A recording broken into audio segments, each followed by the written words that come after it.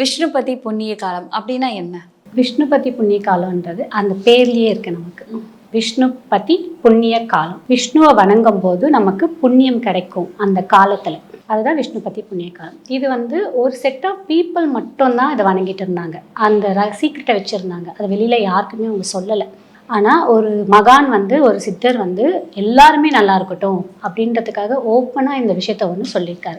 இந்த காலம் இந்த நேரத்தில் நம்ம விஷ்ணுவை வணங்கும் போது நமக்கு அதீத பலன் கிடைக்கும். என்ன வேணாலும் வேண்டலாம், என்ன வேணாலும் குறை இருக்கலாம், என்ன வேணாலும் கேட்டது அப்படியே கிடைக்கும். அதுதான் விஷ்ணுபதி புண்ணிய காலம்.